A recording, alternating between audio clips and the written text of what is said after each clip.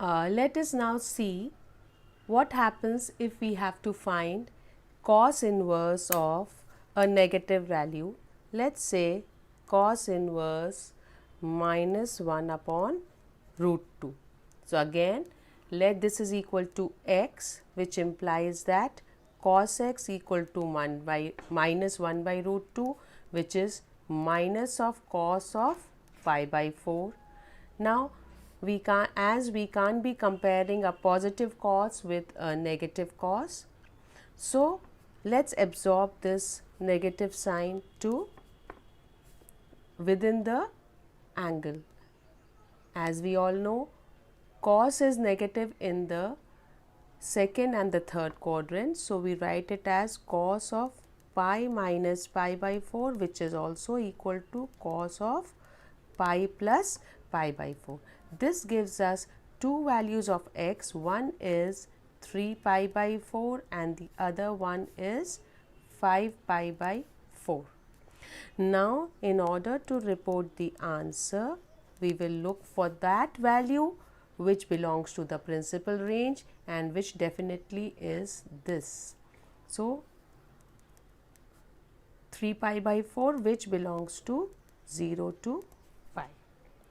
Now, let us now see how to deal with similar functions related to tan inverse and cot inverse. So, let us consider tan inverse of, let's say 1. Again the same way, we assume it to be x. This gives us tan x equal to 1. We know that tan x is 1 when x is equal to pi by 4. Also, since tan is positive in the first and the third quadrant, so what do we write? Tan pi by 4, which is also equal to tan of pi plus pi by 4. This gives us x is equal to pi by 4 and also 5 pi by 4. Now, since the principal range of tan inverse is minus pi by 2 to plus pi by 2, means first and fourth quadrant, and so we write tan inverse 1 as pi by 4. We have to choose this angle which belongs to minus pi by 2 to plus pi by 2, and clearly here you have to note that we have to use small brackets, not square brackets, since the principal range of tan inverse is open brackets minus pi by 2 to plus pi by 2.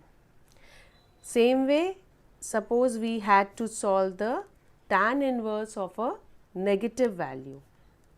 Exactly on the same lines, we proceed like this and minus pi by 4. Now, we have to first absorb this negative sign within the angle.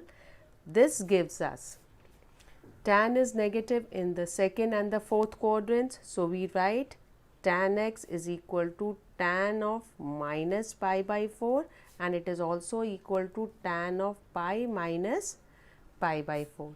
This gives us two values of x,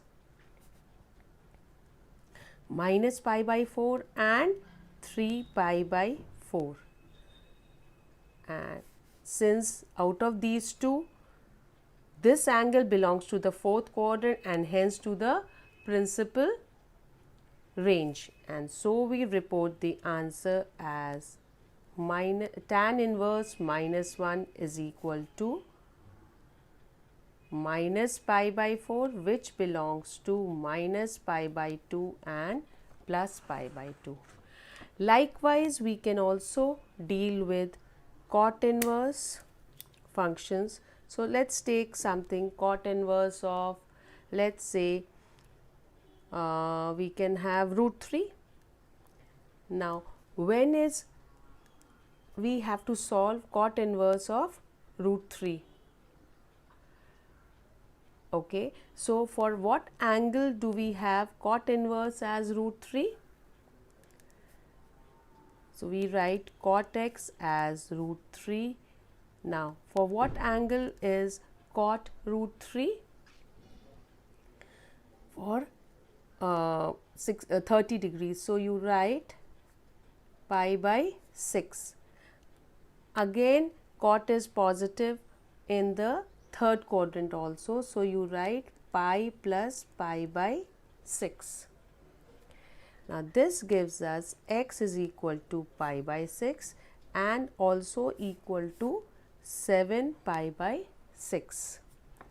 Now what is the principal range of cot inverse? The same as cos inverse, which is first and second quadrant. So out of these two, this angle belongs to the principal range, and so we write cot inverse root 3 as pi by 6, which belongs to 0 to pi open interval. Now again, just like tan inverse, the principal range of cot inverse also involves small brackets and not square brackets.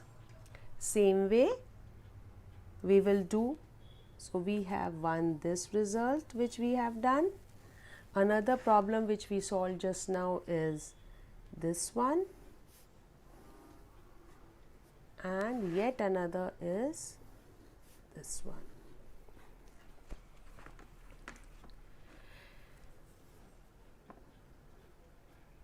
Now likewise, let's deal with, suppose we have to find of some negative. Let's take minus root 3. We assume it to be x. This gives us cot x equal to minus root 3 minus cot pi by 6. Again, to be able to compare them, we need to absorb this negative sign with